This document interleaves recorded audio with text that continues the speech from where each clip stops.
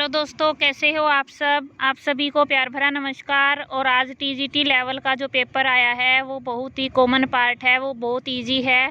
मैंने mostly part ये करवा रखे हैं, चाहे वो मैथ्स हो, रीजनिंग हो, कोई भी पार्ट, हिंदी, इंग्लिश, ग्रामर और साथ में सीडीपी तो पूरी की पूरी हमारी वीडियो से आई है।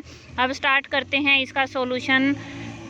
अभी इस वीडियो में हम सीडीपी पार्ट करेंगे, बाकी सॉल्यूशन हम बाद में करेंगे। फर्स्ट क्वेश्चन है, अभिप्रेरणा के आवश्यकता अनुक्रम सिद्धांत का प्रतिपादन किसने किया। तो ये किसने किया है, मैस्लो ने। ठीक है। सेकंड है, निम्नलिखित में से कौन सी व्यक्तित्व आकलन की प्रक्षेपी विधि नहीं है। ये समाज मिति, सोशियोमेट्री है। ये क्या है, प्रोजेक्टिव मेथड नहीं है। नेक्स्ट है, निम्नलिखित में से कौन सा एक बाह्य अभिप्रेरक नहीं है। बाह्य अभिप्रेरक कौन सा नहीं है, इसका सी ऑप्शन, आत्मसंतुष्टि हेतु समाज सेवा करना, ये बाह्य अभिप्रेरक नहीं है। नेक्स्ट है, प्रासंगिक अंतर्बोध परीक्षण विद्यार्थियों के डैश मापन हेतु उपयोग में लाए जाते हैं। टीएटी किस लिए होता है, व्यक्तित्व का मूल्यांकन, पर्सनैलिटी का टेस्ट होता है ये। नेक्स्ट है, कितना इजी पेपर है देखना। निम्नलिखित में से कौन सा कथन समायोजन के संदर्भ में सही नहीं है। यह असंतुलन उत्पन्न करता है, ये इसका गलत है कथन। ठीक है, ऑप्शन 1 है, ये राइट रहेगा। नेक्स्ट है, पियाजे के संज्ञानात्मक विकास सिद्धांत के अनुसार किस विकासात्मक अवस्था में पलटाव की क्षमता, पलटावी गुण किस में आता है, रिवर्सिबिलिटी, मूर्त संक्रियात्मक में आता है, कंक्रीट ऑपरेशनल में। नेक्स्ट है, निम्नलिखित में से कौन सा मिलान सही नहीं है। इरिक्सन का सिद्धांत आया है, इरिक्सन की विभिन्न अवस्थाएं, और ये मैंने एक ट्रिक बताई थी, उससे अगर किया होगा तो पता है। टीए इन इंडिया, तो टी यानी ट्रस्ट वर्सेस मिसट्रस्ट है, वो पहली अवस्था है। और इसमें कौन सी दी है, पहली अवस्था, स्वायत्ता बनाम ये दी है, तो ये हमारा ऑप्शन गलत है। ठीक है, तो ये हमारा आंसर होगा। नेक्स्ट है, निम्नलिखित में से कौन सा तत्व स्किनर के कार्यात्मक प्रतिबद्धता सिद्धांत से संबंधित नहीं है। अब ये क्वेश्चन है, इसमें मुझे गड़बड़ लग रही है भाई ये क्वेश्चन, क्योंकि स्किनर की जो थ्योरी है ना, उसमें तो पुनर्बलन के बारे में ही बताया है, और क्लासिकल कंडीशनिंग में जो ऊपर के तीनों हैं ये यूज़ हुए हैं, एक्सटिंक्शन, डिस्क्रिमिनेशन और स्पॉन्टेनियस रिकवरी। ये तीनों किसके हैं, क्लासिकल कंडीशनिंग के हैं। और पुनर्बलन किसका है, रेनफोर्समेंट का है। रेनफोर्समेंट किसका है, ऑपरेंट कंडीशनिंग का है। तो ये क्वेश्चन ये नहीं आना चाहिए था यहाँ पे, किससे संबंधित है, तो ये पुनर्बलन होता है इसका आंसर। अब इस पे देखते हैं, ऑब्जेक्शन जरूर लगेगा। ठीक है।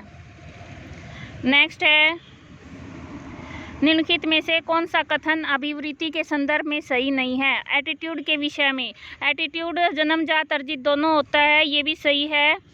और ये इसमें थोड़ा सा कन्फ्यूजन है, मुझे एक्चुअल में अच्छे से ध्यान नहीं आ रहा कि कौन सा ऑप्शन सही होगा, तो इसका भी हम स्किप करते हैं। नेक्स्ट देखिए, निम्नलिखित में से कौन सा कथन बच्चों के विकास के बारे में सही है। बच्चों का विकास, अब बच्चों का विकास है वो संचयी प्रक्रिया है। ठीक है, क्यूमुलेटिव प्रोसेस है, इसलिए ऑप्शन 3 है, ये राइट रहेगा। नेक्स्ट है, कैटल का संस्कृति मुक्त बुद्धि परीक्षण एक प्रकार है। कैटल का क्या है, ये नॉन वर्बल टेस्ट है, ऑप्शन 3 है, ये राइट रहेगा। निम्नलिखित में से कौन सी सृजनात्मकता की विशेषता नहीं है। क्रिएटिविटी में बार बार बताती हूँ मैं, क्या है ये, ओरिजिनलिटी, फ्लेक्सिबिलिटी और फ्लुएंसी तीनों हैं। और जो हमारी रिजिडिटी है ये नहीं है, नम्यता नहीं है। ठीक है। नेक्स्ट है, निम्नलिखित में से कौन सा कारक शिक्षण अधिगम प्रक्रिया को प्रभावित नहीं करता है। कौन सा कारक, शिक्षक, ये यानी शिक्षक का, तो शिक्षक का जो शारीरिक रूप है, चाहे कैसा भी दिखता हो, शिक्षक को ज्ञान होना चाहिए, तो ये है, इसको प्रभावित नहीं करता।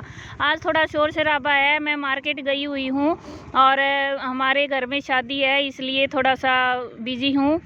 और मैंने मार्केट में ये वीडियो बनाई है क्योंकि पेपर है वो अभी थोड़ी देर पहले ही ख़त्म हुआ है, और किसी का पेपर लेके मैंने वीडियो बनाई है। वृद्धि बच्चों में किस प्रकार के परिवर्तन लाती है।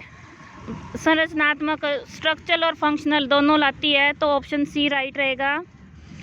इनकी डिटेल में हम बाद में करेंगे। त्वरण किस प्रकार के विशिष्ट बच्चों की शिक्षा के लिए एक महत्वपूर्ण योजना है। त्वरण, एसिलेशन, ये भी मैंने वीडियो में करवा रखा है, ये किसका, प्रतिभाशाली बच्चों के लिए होता है। उनको आगे की क्लास में पढ़ाना। कार्यात्मक प्रतिबद्धता में अधिगमकर्ता की प्रत्येक सही अनुक्रिया को पुनर्बलित करना किस प्रकार की पुनर्बलन अनुसूची है? प्रत्येक सही क्रिया, हर क्रिया पर उसको क्या दे रहे हैं? पुनर्बलन दे रहे हैं। तो ये क्या है? सतत, कंटिन्यूस हो रहा है। विकास जो अनुदैर्ध्य अक्ष सिर से पैर की दिशा में आगे बढ़ता है उसको क्या कहते हैं? सिफालिक कोडल। ठीक है, सिर को सिफालो, मैंने याद भी करवाया था आपको टेक्निक से। एक प्रकार का बुद्धि परीक्षण जहां प्रश्न कठिनाई स्तर की दृष्टि से समान होते हैं किंतु समय तत्व को अधिक महत्व दिया जाता है। समय को अधिक महत्व किसमें? स्पीड टेस्ट में दिया जाता है। तो ऑप्शन ए है, ये राइट रहेगा।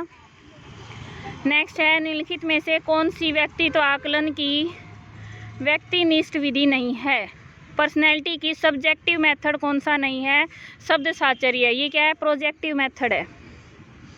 ठीक है, नेक्स्ट है, मीनल बुद्धि में औसत सृजनात्मकता में निम्न और समायोजन में उच्च स्तरीय है, यह उदाहरण है। अब एक ही व्यक्ति के अंदर अलग अलग योग्यताओं में क्या है? अंतर है, तो इसको क्या कहेंगे? अंतः व्यक्तिक भिन्नता, इंट्रा। ठीक है, ब्रूनर ने बालकों के संज्ञानात्मक विकास हेतु किस प्रकार के पाठ्यक्रम के अनुगमन का सुझाव दिया है? उन्होंने स्पाइरल करिकुलम दिया है भाई। ऑप्शन 3 है, ये राइट रहेगा। विकास के सामाजिक सांस्कृतिक सिद्धांत को किसने विकसित किया है? वाइगोत्स्की ने किया है। कितना इजी क्वेश्चन आया है। वह मनोरचना क्या कहलाती है जिसके द्वारा बालक अपने स्वयं के अहम को किसी अन्य व्यक्ति के अनुरूप परिवर्तित करने का प्रयास करते हैं? तदात्मीकरण, आइडेंटिफिकेशन होता है, ये उसके जैसा ही बनना चाहता है। नेक्स्ट है, निम्नलिखित में से कौन सा घटक गिलफोर्ड के बुद्धि संरचना मॉडल का अंश नहीं है? गिलफोर्ड ने कौन सी दी है? हमारी त्रिविमीय मॉडल दिया है ना, 3 डायमेंशनल दिया है। तो उसमें क्या क्या है? संक्रिया, विषय वस्तु यानी कंटेंट, ऑपरेशन और प्रोडक्ट तीनों है, संज्ञान नहीं है। बुद्धि के त्रितंत्रीय सिद्धांत का प्रतिपादन किसने किया? त्रितंत्रीय किसने किया है? स्टर्नबर्ग ने किया है। ब्रोन-फ्रेन-ब्रेनर के जैव पारिस्थितिकी मॉडल सिद्धांत में परिवार और विद्यालय किसके अंतर्गत आते हैं? ये किसके आते हैं? माइक्रो सिस्टम, परिवार विद्यालय माइक्रो में आते हैं।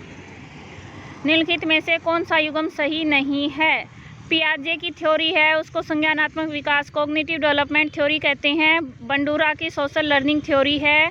इरिक्सन की सोशियो डेवलपमेंट थ्योरी है। और वाइगोत्स्की की कौन सी है? मोरल डेवलपमेंट किसका है? कोलबर्ग का है। तो ये हमारी गलत है। निम्नलिखित में से कौन सी एक समायोजित व्यक्ति की विशेषता नहीं है? अपनी क्षमताओं एवं सीमाओं के बारे में जागरूकता, स्वयं व दूसरों का सम्मान करना, संतुलित आकांक्षाएं, व्यवहार में अनम्यता।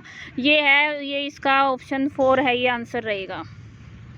मानसिक स्वास्थ्य संपूर्ण व्यक्तित्व का पूर्ण और सामंजस्यपूर्ण कार्य है। मानसिक स्वास्थ्य की यह परिभाषा किसके द्वारा दी गई है? ये हेडफील्ड की परिभाषा है भाई। ठीक है, ये तो लर्निंग यानी हमें याद, मेमोरी बेस्ड क्वेश्चन है तो याद ही करना पड़ता है और इतनी परिभाषाएं याद नहीं होती। निम्नलिखित मनोवैज्ञानिकों में से कौन गेस्टाल्टवाद से संबंधित नहीं है? अब कोहलर, कोफका और वर्दाइमर, ये तीनों तो सेम इकट्ठे रहते हैं, तो हमारा अलग कौन सा हो गया? क्रैशमर। इस तरह से हमने 30 क्वेश्चन कंप्लीट कर लिए हैं। चैनल पर नए हैं तो सब्सक्राइब करें क्योंकि मैंने सीडीपी की सारी मोस्ट इम्पोर्टेंट वीडियोस करवा रखी हैं। पूरा मैं आपको PYQ डिटेल से करवाती हूँ ताकि आपको कहीं से कोई क्वेश्चन पूछ ले आपका गलत न हो। और कितने स्कोर आया आपका जो चैनल से जुड़े हुए हैं वो भी कमेंट में बताना। मिलते हैं नेक्स्ट वीडियो में। Thanks for watching. आपका दिन शुभ हो। धन्यवाद।